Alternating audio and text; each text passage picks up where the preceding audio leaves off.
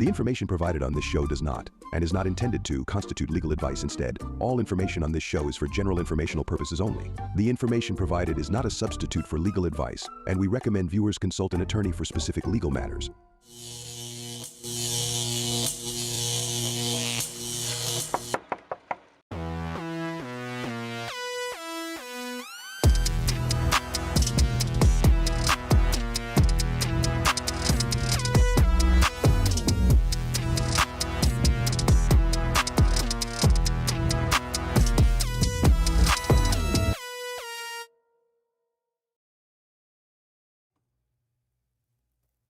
Good morning and happy new year.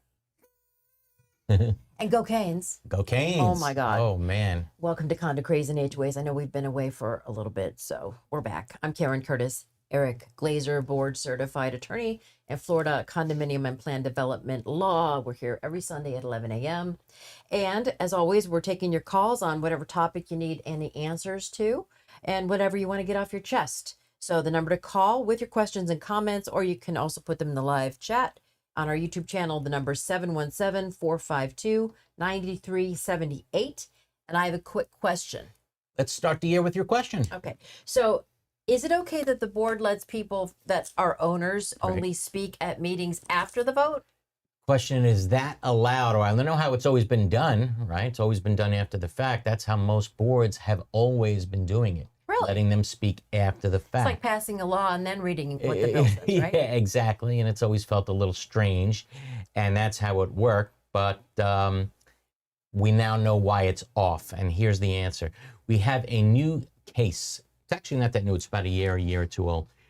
But not many people know about it.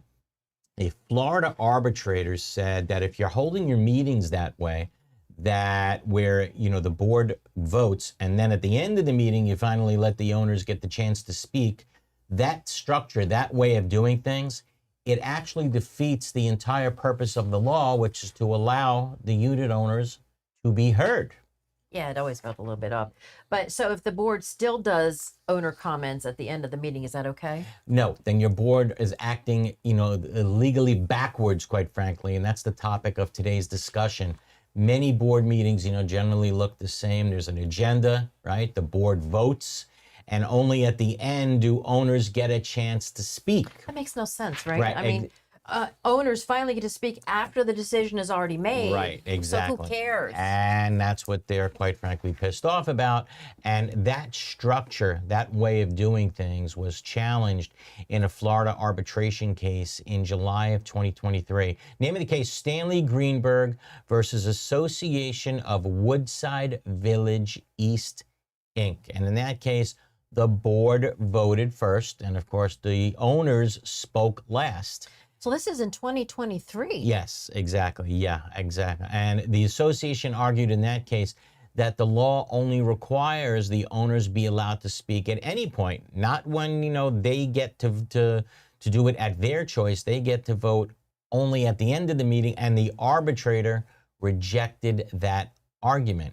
The arbitrator held that the condo owners have the right to speak at board meetings on the items placed on the agenda, but not just that. We know that the statute says that, but they must be allowed to speak before the board gets to vote on that specific agenda item. It's like that with school boards, any county commissions. You have public speaking questions and then they vote. I mean, it doesn't make any sense. It serves no purpose to vote, to be able to speak about it after. You would think, right? I agree. It's a waste of time. It defeats the intent of the law, says the arbitrator. The whole point is that boards are elected to represent the owners. Interesting decision. Interesting how it was actually, resolved at. And it says defeats the intent of the law, the purpose of the law being allowed. The owners have a right to speak, right to voice their opinion.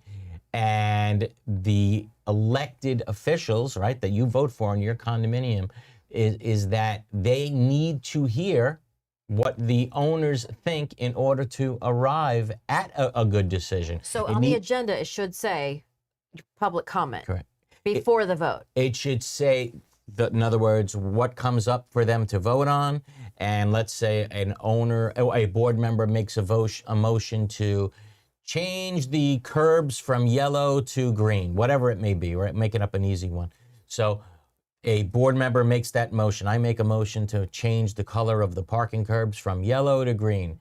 Is there a second? Once there's a second to that, then it should be open to discussion. Oh. And that discussion should include comments from the owners in the community before the board gets to actually vote on I'm it. colorblind. Yeah. Green won't work for me. Right, whatever it may be. That's there. exactly right, Yeah. Karen. It's exactly right. You know? Now, what does it mean in the long run? Yeah. It means that there's going to be longer meetings, right? There's no question about it. That Well, they're still getting to speak, but it was just at the end. Yes, true, but the comment portion, the voting portion, where before the board actually gets the opportunity to vote, that portion is going to certainly take longer. Well, they should restrict the amount of time that each person gets. Which you can. You can certainly make rules and regulations, reasonable rules and regulations are governing the time, the frequency that owners are allowed to speak. A 3-minute rule would be perfectly fine. It's fine. But what would not be fine any longer is, hey, sit down, shut up. We're going to vote, and we'll hear from you at the end of the meeting. That no longer goes anymore. Has this been enforced for 3 years, since 2023? It's been enforced for now 2 years. Yes, it's been the case. Yes. Wow. Yes. All right. Well, this is a really big deal. I mean, for owners who felt ignored, you now have a voice. Yeah. And you better let them know. They're going to say no. They don't understand Well, board members listening to this show now know that you have to let your unit owners speak. Unit owners who are listening to this show now know that they have the right to speak. And the question is, well, what about those people listening today from an HOA, whether or not you're an owner or a member of the board? And remember, HOA cases don't go to arbitration unless it's election and a recall. But if you look at the HOA statute, it's very, very similar language to the condominium statute. Members in an HOA, you have the right to attend the board meetings. You have a right to speak on designated agenda items, just like what the condo statute says. And this means to me, HOA board members, you should be paying attention to this case. And while a arbitrator wouldn't necessarily rule on this issue for an HOA, if it went to court, I got to think that a judge would probably rule the same way. So arbitration is binding, mediation is not. Correct. That's exactly right. So that's why this is binding. And if this isn't resolved, if this isn't, it's now pretty much resolved for condominiums. It's over for condominiums. But if someone wants to challenge it in an HOA, you'd probably have to ask for pre-suit mediation, and if it doesn't settle there, it would wind up, correct. If it's not, then you'd have to wind up going to court. The court proceeding would in fact be binding. But what if you have Kaufman's language? This is procedural, so I would say that I think unit owners would in fact win this matter, regardless of whether or not there's Kaufman language in the governing documents. But the bottom line is, if you're sitting on a board out there, right, condo or HOA board, the proper way of doing things forward, you can't lose going forward. And look, if your mind is made up anyway, what's the big deal on letting the unit owners speak first? Some people abuse it. Let them speak, and then you're going to take your vote anyway. But at least, and you know what? Maybe you learn something listening to the owners. Maybe someone, from the audience will say something that'll make you sit up and you say, you know what? Maybe I didn't think about it. Imagine Maybe they got they have a point there. And maybe it'll make me think the other way. Yeah, don't silence the owners. Yeah, so if you're doing things where you're just letting the owners voice their opinion after it's already been decided, you've been doing it the wrong way, at least according to one arbitrator. Like you said, it's not supposed to silence the whole intent of the statute is not to silence the owners, it's the opposite.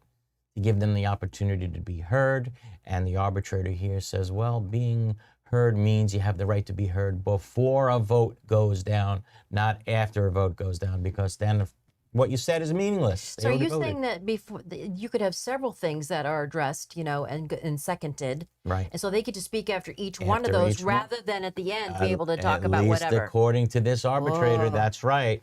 And yes, for that reason alone, that's going to make meetings go longer. That's right. So again, the idea is to be able to make informed decisions, says the arbitrator. So question out there is, so has your board ever told you, we'll let you speak, but only at the end of the meeting and after we voted on everything? And, was that told by your board that, sorry, this is what's allowed, this is what we're only required to do?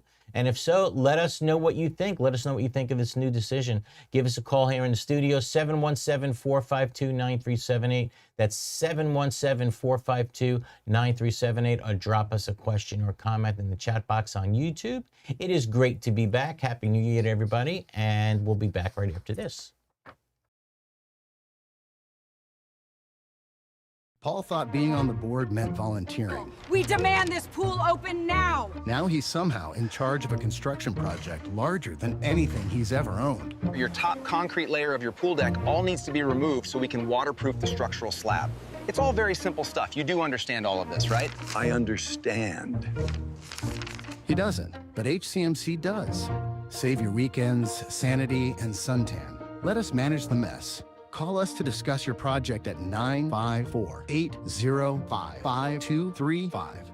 There are very large management companies, and there are very small management companies. And I think Affinity sits somewhere in the middle of that, where they are big enough to provide you with all of the back of the house services, the accounting, the infrastructure, the support systems, but small enough to be high touch. We believe at Affinity that we do the 9 to 5 so that you don't have to do that.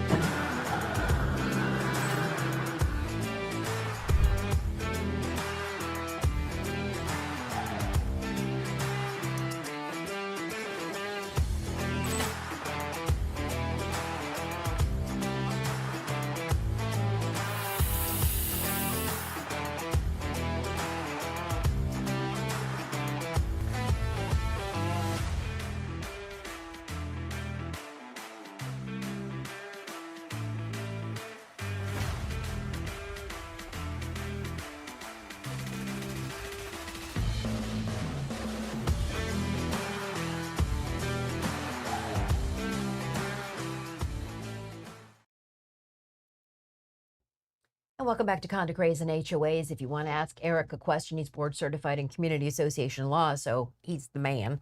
717-452-9378, 717-452-9378. So, Robert, who gets the honor of being the first call in 2026? Steve. That goes to? This will go to Joe from Fort Lauderdale. Okay. Hey, Joe. Hey, guys, I feel honored being the first phone call of the year for you guys, and Happy New Year. Thanks, New Joe. Year. Happy New Year to you. Yeah, it's always a pleasure to listen to you guys. Hey, Eric, our annual meeting's coming up in March. Our management company sent out letters and the paperwork for running for the board. There's 4 major mistakes. 1, the address of the meeting is wrong. The date of the meeting is wrong. The day of the week is wrong. And the time of the meeting is wrong. Yeah, but other than that, it seems as if they nailed it. They got it right. Exactly. Yeah. Our documents state that the annual meeting will be held on the first Monday in March at 8 p.m. They made the meeting for Thursday, March 5th at 7 p.m. The paperwork must be resent out, correct? No doubt about it, obviously. Sure. Now, okay. Yeah, is there still sufficient time to send it out? Yeah, well, the question is March. Yeah, plenty of time. Yeah, it's March. So you got time. Yeah, just you need to put in there that send a new notice out showing the new dates, times, places, people, event. Other than that, Yeah. Yeah, but the question is this. Hold on. Wait. 1 second. Hold on a second. Here's my question, all right? Because you had the wrong dates in the first letter, right? Did you calculate the dates wrong? Meaning, did you give people enough time to submit their names that if they want to run for the board? Did you give them the right times that it have to be submitted by? Did you give them the correct times that they have to submit their qualifications by? You understand? Was that done correctly? Exactly what you're saying. I think my follow-up question would be would be this: and why, if they didn't send it out, and let's just say they had the meeting on the wrong date with the wrong time and all, would that be a valid meeting? No, I would argue it wouldn't be, because people would obviously miss the ability to go to the annual meeting. No, Right. I think it would. There's no question it would need to be redone. Now, if there's still time to do it, March 1st, you sent out the first notice 60 days before March 1st, right? You did that. So you're saying it's supposed to be on March 1st? No, it's supposed to be on the first Monday in March. The first Monday in March. Gosh. I'm not sure what. So was it sent 60 days in the mail before that date?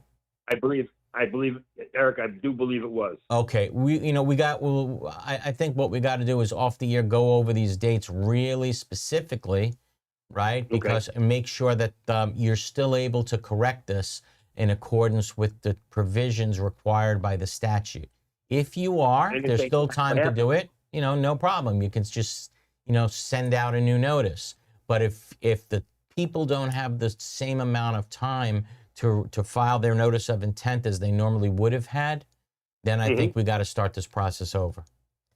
Gosh. Okay, I just have one quick follow-up question. Yeah. This is the second major mistake that this management company has made in 2 months. The first one was an assessment letter, which was all done wrong. Right. I believe the management company should have to pay and to correct the paperwork. What's your thought? Well, that goes without saying. If they did it incorrectly, of course, that's on their dime to fix. Yeah, but what else are they getting wrong? No All this question is about it. They sound terrible. Look, I don't know, but if this specific instance they did it, with the wrong dates and they screwed it up, of course it's on their dime. And if needless to say, they shouldn't even fight you on it. That's something that a management company, good management company, would sit up and say, "Yep, we screwed up. No big deal. We apologize for it. We'll fix it." Of course, it's on. I had a feeling this would be your answer, and I appreciate you clarifying it. Anytime, Joe. Okay. Okay. You be well. Have a good one. Take care. Okay. Who else we got, Rob? All right, let's go to the next caller, Tony from Broward County. Hey, Tony. Good morning, Eric. Thank you for taking the call. Sure Blessed thing. New Year. You too. Happy New Year. I'm asking about the board enacting fines, absent of it being in the condo docs, and the condo docs were written in 1968, and there's no updated Kaufman language. So this is pretty interesting question. So about 10 years or so ago, there was a statute that came out. 718 was amended to basically say, regardless of what your governing documents say, you can now fine. You can fine your unit owners. Well, not if you don't have Kaufman language and your documents don't automatically incorporate new laws. Those right? are old documents too. Those are old documents, read, right? He said they're from 1968. So you can rest assured, like he said, there's no Kaufman language. So the question is, is this new statute that allows for fining, is it procedural where it would apply in your condo automatically? Of course it's not procedural. This is a substantive change to the statute. Why? It imposes new obligations, new penalties, fines, for heaven's sake. You can wind up getting sued in court for those fines. So the answer is, sorry, if your association is actually relying on that statute to impose fines, they are doing so wrongfully. And no, they do not have the right to impose fines absent Kaufman language in the Declaration of Condominium, so they should not be doing it. Now, I'll tell you, a lot of associations, when this statute was created, thought, wow, look, we have the right to have fines now. No, you don't. Have they also reestablished the documents after 30 years? Oh, that's for HOAs. This is condos, right? Condos. Okay, they don't have to. No. This is for condos, right? So, yeah, I'm telling you, your association does not have the right to fine absent having Kaufman language in the docs. If they're doing it, trust me, a unit owner is going to call them to task on it. The unit owner is going to wind up going to court on it and wind up winning, and the association is going to wind up paying them their attorney's fees and court costs. Wow. That's for sure. Could I just add one other comment, the logic that one of the board members said? Sure. Because I brought this up, and he said, well, we have to do the reserve study, that the condo docs don't have the Kaufman language. We're required to do that. Okay, so who said that that's not challengeable either? Right? I always took that position that that an association may, good questions to start the year off here. These are tough. So I always took the position that, let's say you don't have as amended from time to time language in your governing documents, but your governing documents do allow you to waive reserves, right? The unit owners have the right to waive reserves in your governing documents. Here comes this new statute that comes along that says, nope, can't waive reserves anymore for certain items, right? And is that a change to your governing documents that can't go through without Kaufman language? And my answer is, yep, I think so. I think that if that is challenged in court, that would be a winning argument for owners as well. Now, some attorneys say, what are you talking about? There's a safety crisis, and we had a catastrophe in Surfside. Yes, I understand there's a catastrophe at Surfside. But it's and I understand that contract law. there's contract law. And trust me, I argued this at the Florida Supreme Court. Florida Supreme Court said virtually no degree of contract impairment in Florida is allowed. So notwithstanding the fact that the Florida statutes now require you, right, to reserve for structural integrity reserves, it changes your governing documents. Your governing documents allowed you to waive all reserves.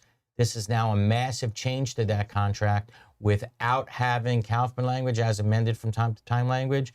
I can certainly go into court and make an argument for you that, sorry, the unit owners in this condominium do not have to reserve for structural integrity reserves. Because you made the opposite argument and lost. And lost. And you you got to start the argued year with a loss. safety. Yes, exactly. And I argued that it was in the public policy of the Floridians to allow that This statute. would be interesting if it goes back and you get to argue it again. It would be very interesting. But yeah, that unit owner may not be incorrect about that specific provision regarding reserves, but they are incorrect when it comes to fines. Okay? Hope that answers your question. One other this is a quickie, just in regard to the fines. Yeah. If the board were able to do the fines, would they be required to do a 14-day notice or a 48-hour notice? So fines are handled at the board level first. Right? So the board has to vote on passing the fine first. And once the board passes that fine, then it goes to the fining committee, and the fining committee has to give 14-day advance notice of a hearing at which that fine is to be considered. That's the way it works. And unfortunately, a lot of boards don't understand that it's got to start with them first. It doesn't automatically go right to the committee. It starts with the board. The board got to be tough enough to pass that fine first. Okay? You got three, okay? Three's enough. Oh, all right. Who do we got next, Rob? Let's go to Helen from Miami. Helen, how are you? Good morning. Happy New Year. Happy New Year, Helen. How are you? Great. Thank you. So this is such a great topic that you brought up today because my board has consistently not allowed unit owners to speak after each topic on the agenda, but then will allow us only to speak for 3 minutes at the end of the meeting. Right. And I felt that was wrong. So now at least we have something to refer to. So they'll change their ways. Sure. Regarding spirit of the law, so here's my situation. We had a board president who was delinquent in payments to the association. So delinquent is at least 90 days past due. Mm-hmm. However, that board president was not removed as per state statute. Now, when I asked our counsel why not, she said because he was making partial payments, which in effect applied to the oldest amount due, he was not ever technically 90 days past due because he was just making those partial payments but never paid in full. So he was delinquent for up to 120 days if you start from the day that he didn't make his payment. Yeah, I don't think that that's a strong argument, quite frankly, at all. I don't either. The bottom line is he was certainly more than 90 days delinquent on paying the assessments. And once it's 90 days, by the way, there's nothing more that your board has to do. He's off. It's automatic. It's off. You're off as, by way of operation of law. So, the argument made by counsel, again, I'm not putting down another attorney's opinion. It's just that one I don't agree with.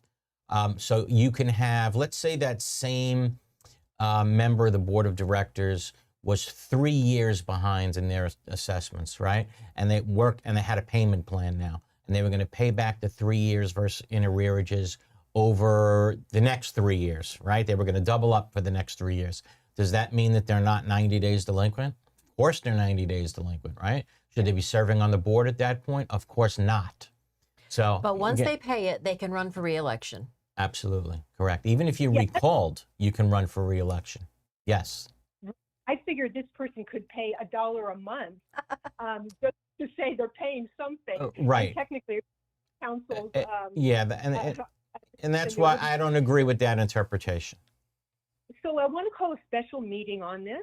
Could you quickly outline what the procedures are for a special meeting, getting a petition of unit owners to sign on, and then how that meeting is actually handled? So if you're asking me if you want the board to address that topic at a meeting, yes, that's what you're saying? Yes. Okay, so if you get 20% of the unit owners to sign a petition, right, saying, please put this item, this topic on the agenda at the next board meeting, you serve it on the board, and within, I think it's the next 60 or 90 days, the board must put that item on the agenda. The board must address it at that next board meeting. But they don't need to. He's already off. No, he's on. They're saying she won't. I know, but I'm saying he's off because he's delinquent. Yes, but the attorney's not removing him. He's sitting there, and when the meeting starts, he's sitting at the table, right? He's the president too. Yeah. He's the president. It's good to be the king, huh? Love it. Yeah. Yeah. Bottom line is, no, I don't agree that they should be sitting there. And yes, there is a mechanism by which you can get the board to address this item at the next board meeting. Okay, and it's a 20% petition. What if you just have an attorney send the attorney a letter saying that you're wrong? You can try that way. and you can certainly try that without calling a meeting. And that issue, I don't believe will wind up going to arbitration, because arbitration matters don't deal with whether or not people are delinquent. Yeah. So that case becomes expensive, and now it has to go to court. Yeah, I would just send a letter from another attorney. Try it. Send a letter from the attorney. See if that works. Yeah. And if not, unfortunately, it's time to go to court. Okay? Okay. Thanks. But if you get a lot of people chipping in for that, you know, it might send a message to the board because saying, they'll win. I think you'd win. I think you'd win because, like I said, suppose the guy was, 3 years behind, but now entered into a payment plan. Isn't it the intent of the statute? Once you're 90 days behind, you're off as a board member, right? You got to lead by example for the rest of the community. Right. If you're 3 years behind, should we let you serve as president just because you're in a payment plan? Really? Let's put it this way. Are you allowed to run for the board if you're delinquent? Are you allowed to run for the board? And the answer is no. So why should you be allowed to continue to serve on the board, right? As president, no less, if the statute says you're 90 days delinquent and you're off.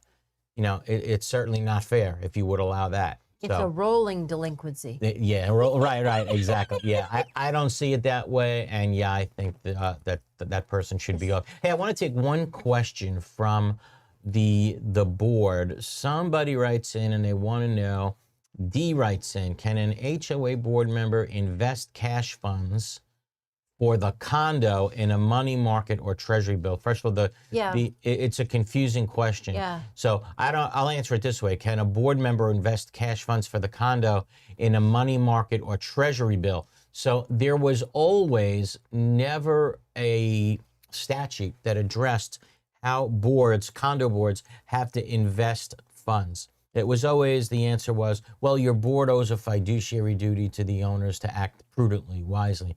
Well, now we got it up on the TV to my left, and we have a new statute that says, a board, in fulfilling its duty to manage operating and reserve funds of its association, use best efforts to make prudent investment decisions that carefully consider risk and return in an effort to maximize returns on invested funds. An association, including a multi-condo association, may invest reserve funds in one or any combination of certificates of deposit or in depository accounts at a community bank, savings bank, commercial bank, savings and loan association, or credit union without a vote of the unit owners. Now, you know, that shows you where you are allowed to do it without a vote of the unit owners, right? In any one of those. Here's what, to me, that leaves open. What about if you get the vote of the unit owners? Can you now invest it in the stock market? Can you invest it in blue chip stocks? How about this? Can you invest it in penny stocks with a vote of the owners? Dear. This doesn't say that. You can't. You know, why would you actually, you know, need the language to say without a vote of the unit owners? To me, it leaves open a lot of different possibilities. I don't like the way the statute was left open. Obviously, it tells you where you are allowed to invest it now. Well, that's because without so a much vote. money's coming in with all these reserves. Millions it's just sitting and there. millions and millions. And obviously, we want to have some sort of guidelines as to how it can be invested. But this is, okay, you can invest it in these things without a vote. Well, reading into that, well, suppose we do get a vote. Can What we if do you put it in something more crypto? risky? Right. So can we put it in crypto? And then the board forgets the password. You know, and right. So I don't know really what the statute means. I don't like the way it's actually worded. I think it needs a lot of fixing, quite frankly. But let's do this. Let's take our bottom of the hour break. Taking your calls, keep them coming in. 717-452-9378. Again, 717-452-9378. Or drop us a comment or question in the chat box on YouTube. We'll be back right after this.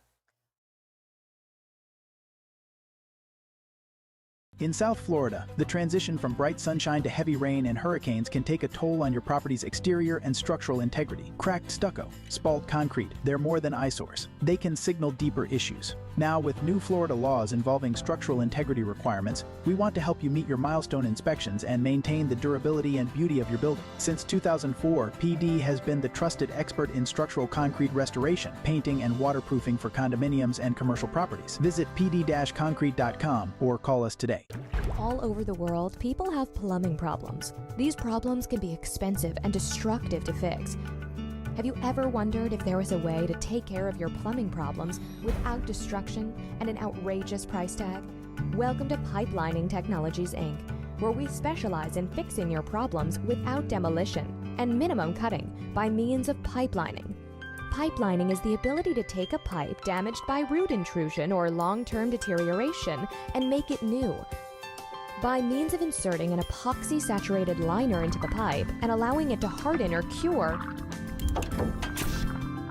leaving behind a brand new pipe. That sounds great. How can I get pipelining in my home, commercial building, or condominium? Simply fill out our online contact form and a pipelining representative will get in touch with you in a timely fashion, or call us directly at 561-853-5463. Welcome back to Condo Craze and HOAs. This is our second half hour. Don't wait till the end to call in. The number to call 717-452-9378. He is an attorney, Eric Glazer, and he's board certified in community association law. So you have a question about an HOA or condo situation, give us a call or ask it in the chat. Let's go. Who do we got, Ron? All right, so our next caller is Steve. I'm not seeing where he's calling from. Welcome back. Hey, Steve. How are you? Happy New Year. Palm Beach? I'm well, thank you. Just before you left for your well-deserved break, you indicated the Florida statutes or legislators were going to make it a little tougher for ESA home owners to live in a condo. You indicated that the people with these ESAs have to appear before a Florida medical provider to get the documents filled. Is that true? And what's the no? There's already language in the Florida statutes that makes it tougher than it used to be. You know, it used to be that people used to go online and pay $49.99, and a letter used to come out of your printer and say that you're entitled to your emotional support animal. That's what an ESA is Yeah, an emotional so that's no longer allowed. I don't have the exact statute in front of me, but basically now you have to show that you've actually seen the doctor. The doctor has to be in state, right? You have to have seen that person, and it's not enough to just put in your $49.99 and get the letter that came out. As a matter of fact, one time before a court hearing, I actually spent the $49.99 and put in the name Pluto for my owner, Mickey Mouse. So So to prove And a you got point, what? I went to court with Judge. Look what I did before the hearing. I got an ESA letter for Pluto for his owner, Mickey Mouse, just to show you how ridiculous this is. So the statute has already been changed somewhat. So it's not like it was. It is a little harder. But here's the bottom line. Ultimately, if the person wants to keep their emotional support animal, they will learn to get the letter that has the correct buzz language. They'll go to the doctor that will give them the letter. The doctor will see them that one time. The letter will have the right buzzwords in it, and they'll wind up, getting the letter, and then there's not going to be much that you're going to be able to do for it, period. Like, I say this all the time. If there's one thing I've learned over the years, people will spend all kinds of money, and people will fight much, much harder to keep their pet than they will to keep their own spouse in the unit. That's true. Right? So believe me, they'll wind up getting it right. There's They'll wind up getting it right. I tend to agree with that, but what about for those snowbirds who live in different states and they come down for 4 or 5 months? Do they still have to see the Florida provider for that document? I believe so. That it requires in Florida, it requires you to see a doctor in Florida with Florida credentials. But one more follow-up. Yes. Can we designate people with ESAs to use a service elevator? No, you cannot. Passenger elevator. So a person who has an emotional support animal, who's allowed an emotional support animal, is allowed to use the same exact facilities, same exact locations that anyone else in the community is allowed to use, right? We spoke about this many times. Are they allowed to even take their dog to the pool deck? And the answer is yes, they but can. if the dog bites someone on the elevator, it's a nuisance, and they can get rid of it. Correct. Yes. But you have to wait till it bites somebody. I had this conversation yesterday with somebody. But suppose that seeing eye dog even winds up biting somebody, or which a seeing eye dog never would, by the way. Believe me, they're incredibly trained. Or the owner refuses to pick up after that seeing eye dog, then that animal becomes a nuisance. And that animal got to go. End of story. I don't care what you call it, an emotional support animal. If you call it a service animal, the bottom line is it's got to go if it's going to be a nuisance to the community. Okay? Yes, thank you very much. All right. Keep it coming around. All right, next caller. Oh, this transcribed weird. It says Yoga from North Miami Beach. Hey, Yoga. Yeah. Gilda. Oh, Gilda. Gilda, I'm sorry. How are you, Gilda? Happy holiday. How are you? Happy New Year. How can we help you? If we, as a community, as I'm sure all are beleaguered. I can't hear you. I'm sorry. What'd you say? Wait, I'm sorry. I'm going to have to start again, Gilda. Yeah. She said we as a community are beleaguered. Are beleaguered. Okay. Beleaguered by the amount of boxes due to delivery. By the amount of deliveries, did she say? Yeah. Boxes. Boxes, deliveries. Got it. Okay, right.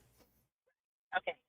So this is filling up our dumpsters, and it costs the community much more money to have more frequent stuff, because no matter how many emails are sent to break down and flatten the box, people don't care.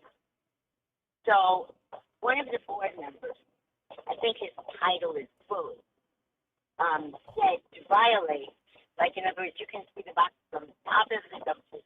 Nobody's going dumpster diving, right? Right.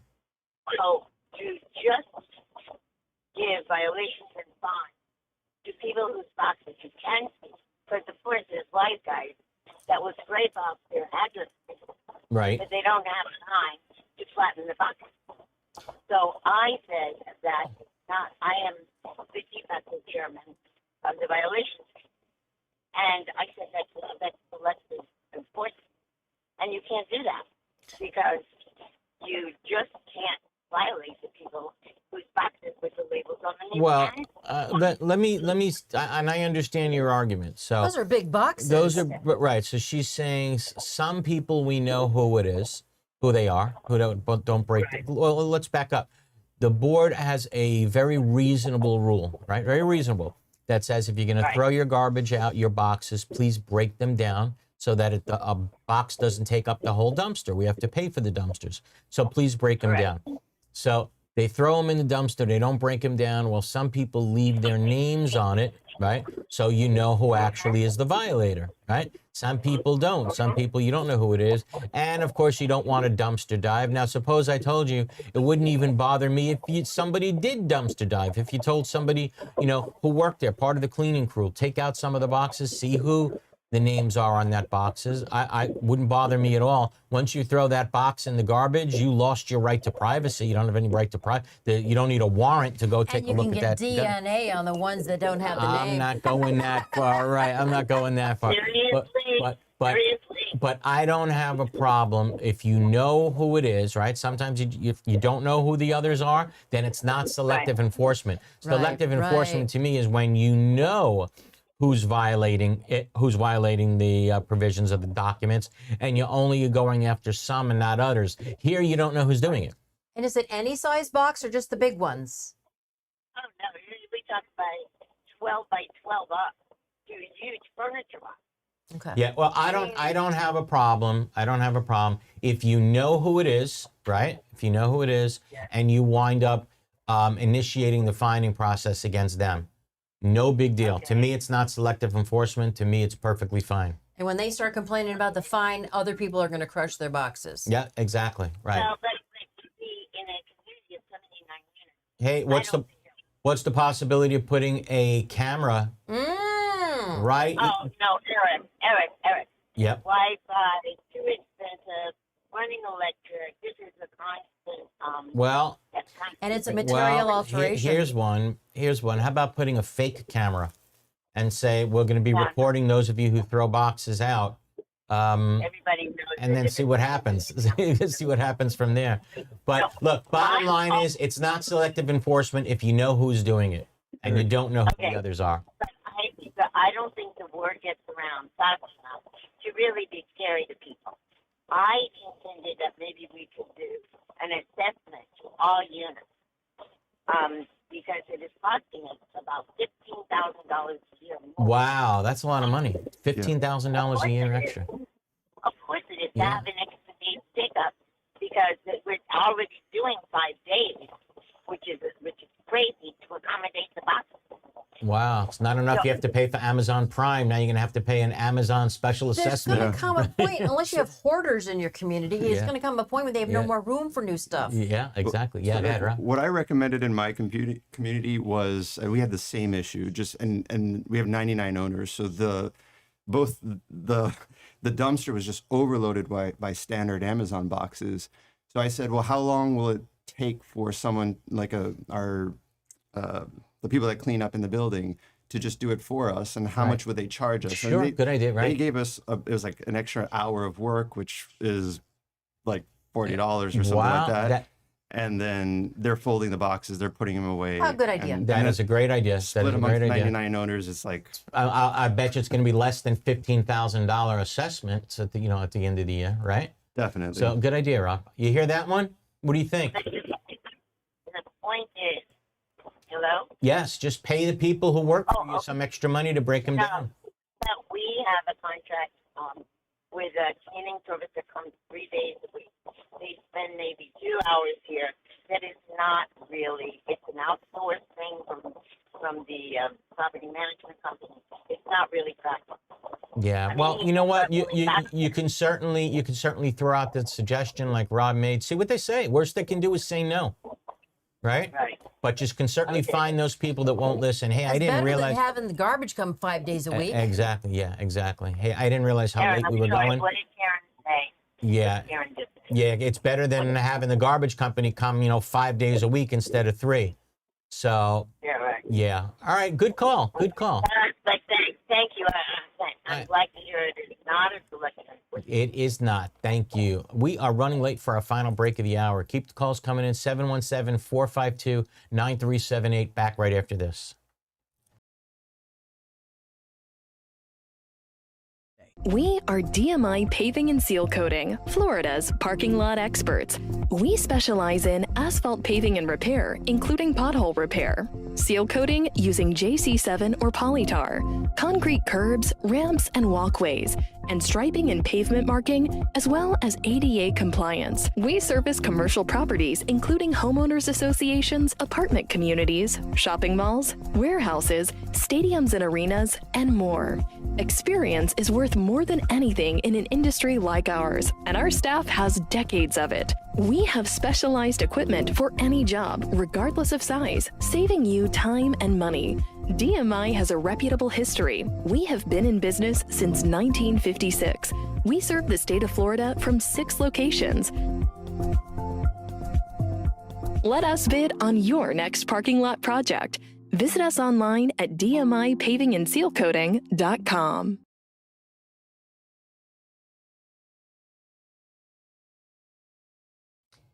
So welcome back to Condo Craze and HOAs. It's our final segment. If you want to call and ask Eric a question, 717-452-9378. Oh, Vidal writes in and says, can't wait for February 3rd for my course and see you, Eric. I can't wait to see all you guys. Man, do we have a busy schedule of classes coming up. Remember, now we passed the law, right? The law passed. If you don't get certified within 90 days of getting on the board, you are automatically off the board. One way of getting certified, you can take our 4-hour mandatory course for condo board members. So just to kind of go over the law really fast, it's a 4-hour course mandatory for condo board members. For HOA members, it's not necessarily a 4-hour course. The HOA statute says you have to learn the following topics.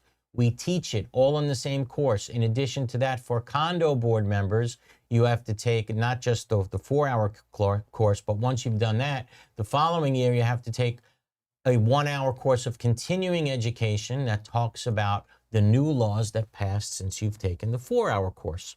So the course that we're teaching teaches the 4-hour condo course, the mandatory course for HOA new members, and the 1 hour of continuing education for condo board members. We are teaching it all throughout the state. As a matter of fact, Robert, I think you have a graphic of that. Yeah, where are you on February 3rd? February 3rd. I think February 3rd, we start the year off, I think, in Palm Beach. I don't have the list in front of me. There it is, but Robert has it. Fort Lauderdale. Fort Lauderdale. Then we got a Palm Beach and Tampa twice. Tampa 2 times in a row. Then back to Fort Lauderdale, West Palm Beach, and we wind up in Orlando. So we are really all over the state. I don't have to tell you, I'm in my glory when I stand in front of everybody and meet everybody throughout the state. You got the law. I enjoy it, and I mean this from the bottom of my heart. Oftentimes I learn as much from you guys, right? Like, no, we handle our meetings this way, and it seems to work so well for us. Well, I just learned something from you guys, didn't I, right? So oftentimes I learn as much from you as you learn from me. Believe me, it's an honor to be with you guys. So sign up, Rob. What do they do? Go to our Condo Craze and HOAs website, right? And click on the sign up for our seminars tab. And it's pretty simple. We get notice right away. I think they get some sort of correspondence that they're signed up for the course. And we look forward to seeing you at all of these locations. When they sign up, do they denote if it's for HOA? Yes, they do. Rob, you set that up, right? If it's for the 1 hour, continuing, and then they get a certificate that actually says you don't did that. Have any idea how hard this man has to work. I'm sure you did that. Yeah, every time the legislature changes something, it gives him a burden. And everyone gets the appropriate corresponding certificate. Everybody gets the right diploma, right? Exactly. So if you're there for whatever specific course you're there for, you will get that specific certificate waiting for you. Love it. Okay. There's a specific ticket that they would essentially register for when they go on the website. So. What do you think? This is simple stuff. This is hard. I'm telling you, Rob will tell you, there's a lot we have to go through to actually make these seminars work. But it is our pleasure. Okay, back to the phones. Who do we got? All right. Next caller is Jim. How are you, Jim? Good morning. Good morning. Hello. How can we help? Yes, sir. My question is, I live in a condo association, and we're confronted with a roofing project now, which is going to cost quite a bit. We got a roofing consultant. He recommended 4 different contractors, and we've decided on the lowest bid. Okay. It's about $10 million. Wow, that's the lowest one. Okay. Wow. And How big is your community? We have about 2 million in just under 2 million in reserves, and that was started after that unfortunate incident where the towers collapsed here in Florida. So that was mandated. Yes. So we've done that, but my question is, we have a management company, and we've consulted with them, and I asked them, do you finance this? And they said no. What we do is suggest to the board some banks, 4 or 5 banks, and you'll get to talk with them and decide who you want to go with. And that's correct. So ultimately, go ahead. Go ahead. Yeah. Go ahead. I'm sorry. Go ahead. That's right. That's generally what happens. You can go speak to a couple of different banks, and you see which bank gives you the best rate and the best time period. Right, but ultimately, my question is, in the event of default with some of these people, we're talking 650, 51 buildings plus 6 clubhouses. So it's a multi-million-dollar project, and I've had a lot of people already say I can't afford it, or some are very obstinate and say I'm not going to pay. So my question is, I live in the community. I've saved. I'm going to go into a little bit of savings to take care of my obligation. It's going to be approximately, we estimate between $15,000 and $17,000 per homeowner. Okay. Now that would be $15,000 to $17,000 if it was paid out in one shot, right?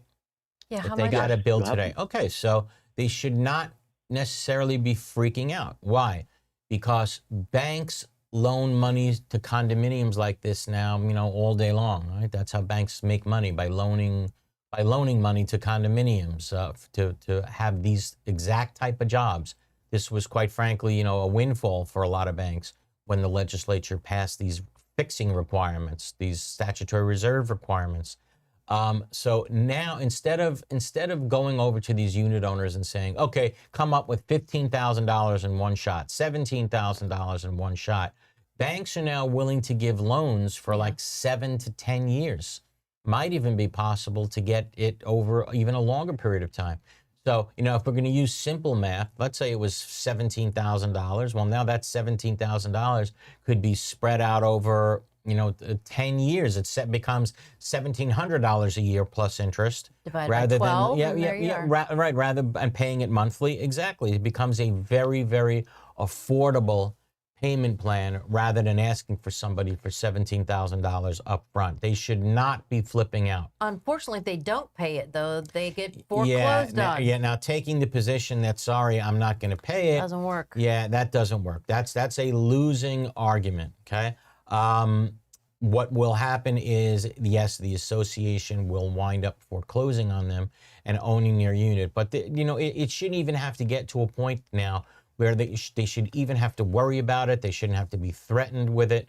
Why? Because the money is out there. There's plenty of money out there that's willing to be loaned to associations for the exact reason why you're calling in, because millions or tens of millions of dollars of repairs are now necessary. And okay, it's time to make these repairs. The association doesn't have the money. You only have $2 million in reserves. You're really short. You need 10. Okay, go borrow the rest. No big deal. Okay, and unit owners should not freak out about it, because banks are now loaning money to condominiums really, really long term. A project that size, maybe consider an owner's rep. And consider an owner's rep. Oh, good idea. Exactly, good idea. HG. HCMC. HCMC, yeah, that's something you might want to look at. Exactly. Okay? So my wife and I will plan on paying upfront, whatever when it's determined what the cost is. I'm going to pay it. Good. My ultimate question is, in the event of default from others in the community, they're not going to come back at me and say, well, we've got a debt here that's unpaid for. We're going to have to ask you to pay some more. So this is how it works. First of all, in a condominium, when people don't pay, everybody winds up paying for that shortfall. That's the reality of it. Everybody else winds up paying for what other people don't pay. But if he's paid everything up front, should he's paid no, but let's say, a bunch of people don't pay. The bottom line is that bank loan has to be repaid. But he's not part of the bank loan. Yes, he is part of the bank loan. He is part of the bank loan. Absolutely. So maybe behoove you not to pay everything up front. But some associations make it where if he wants to pay up front without interest, he can do that. Yeah. And only those people who are paying it over time, only they pay the interest. Okay. So he may wind up saving a whole bunch of money by paying it up front and and not having to pay all of that interest. But he's still going to owe money when people can't. But if people default, everybody winds up picking up the tab, period. That's how it works. Oh, wow. See, that I am obligated. Yeah, we could be obligated, that is, to pay more. Absolutely. So when a condo borrows money from a bank, it's different than giving a mortgage, right? The association doesn't own any property. It's the owners that own all the property. All the owners own the common elements. So a bank doesn't give a mortgage. A association gives the bank a collateral assignment of lien rights, meaning that if the association doesn't pay back the bank loan, the bank has the right to literally knock on the doors of everybody and say, hey, instead of paying your assessments this month to your association, you're paying us. We get paid first. So they do have the right to do that. Listen, does that happen? Extremely rare. Very, very, very rare. So I can tell, I know of one instance where that actually happened, one. So, it doesn't happen. The bank, believe me, the bank will be glad to give you a very lengthy loan. Unit owners should not freak out, shouldn't lose sleep over it. As a matter of fact, when you tell them that they could pay it back over many years, they should be pretty happy that you brought them this information. Okay? Okay. Thank you very much. You I got appreciate it. you taking my call. Have a good day and Happy New Year to you all. Happy New Year to you. Okay, Rob, who else we got? I think we'll take one more and call it a day.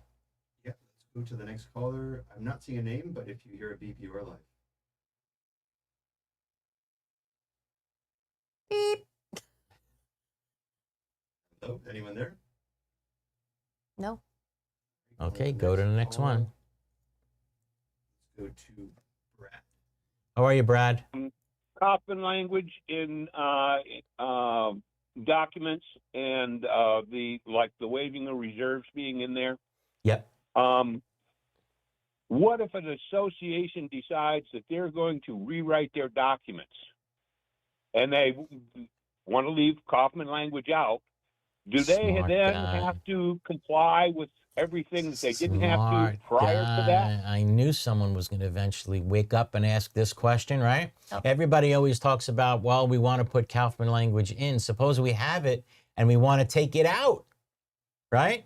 We are not happy with the new laws. That's not my question. My Well, it question should be. is, there's no Kaufman language in there now. They want to rewrite their documents. They're going to leave Kaufman language out. Right. But the laws that passed prior to them rewriting their documents, do they then have to comply with those laws? No, I don't believe they do. Absolutely not. Your condominium, your original declaration of condominium was still recorded when it was recorded.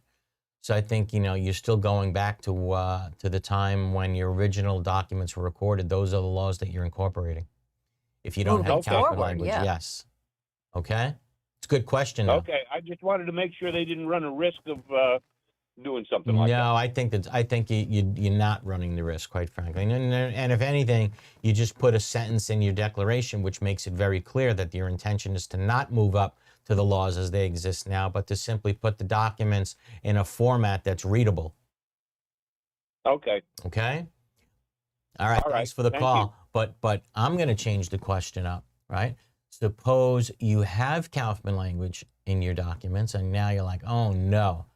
Look at these new laws, right? They now force us to have reserves, right? Structural integrity reserves, all because we have this Kaufman language. Which is amended from time to time. Time language. Suppose we removed it and we go back to not having Kaufman language and we incorporate the laws that existed when our condominium was created in 1980, right?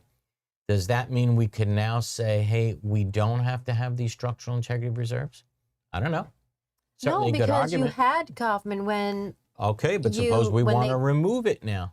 Then moving forward. Moving forward, maybe there's an argument that we don't have to do this anymore. But if it was in place when they passed the laws, that applies. Very good argument too, right? Very good argument too. We don't know the answer yet. That's a good point. You want to argue this. But I think there's a lot of questions that remain at the moment that maybe some will be at least tested. I don't think we'll get answers to some of these questions this year, especially because these questions would have to wind up at the appellate level, and there's no cases that I know of that are, there at the moment. But we might get a trial court decision or two over the next year if there's a condo brave enough there to take it to court. I don't think lawmakers even know that Kaufman is an issue. They have no clue, most of them. They really don't. Believe me, they would have addressed it if when they did. a legislator passes no a idea. law, don't you think that they think it applies? Look what we just did for every condo in the state of Florida. Yeah, no. Little did they know that, you did it for about half of them. Yeah. Right? They're amazed to learn that. But we got to see if there's going to be a fix for that. It's going to be a tough fix if there is going to be one. But that brings us to the end of our first show in 2026, because contract law is the law that carries the day, according to the Supreme Court. It's sacrosanct in the state of Florida. You can't mess with it at all, says the Florida Supreme Court. But we shall see. Could turn into a very interesting legal year, 2026. If it does, we'll keep you abreast of the court decisions as they come along, if any, and the arbitration decisions. But if you do need legal help off the air, you can give Glazer and Sachs a call, 954-983-1112. 954-983-1112. You just want to wear that crown, don't you? Of course. Yes. And remember, if you have questions, you can ask them in your meeting before they vote. Absolutely. Learned something pretty important today for dealing with your meetings for the rest of the year. Yes, Rob, we got 1 minute. Yeah, and if you want to stick around after the show, we're going to re-air a show from last year about mandatory websites. So great. Stick around. You could chat amongst yourselves and fantastic, and keep the Condo Craze going. Because January 1st, 2026 just came around. You're so and you know smart. what? Maybe we need to address that. That's really good thinking, Rob. Because as of last week, what do we know? If your condo has 25 units or more, you better have a website in your condo community. Just kicked in. Remember, I was fighting about it many years ago. The original law allowed for 500 the way they wanted it, and then it went down to 150. Well, it was such a good idea. Now you need a website if you have 25 units or more. So that's great, Rob. Let everybody talk among themselves. That's great. All right, love that. Guys, we'll see you and speak to you again next Sunday on Condo Craze and HOAs. Have a wonderful, safe, healthy week, you and your families. Happy New Year. Thanks, Eric. Thanks.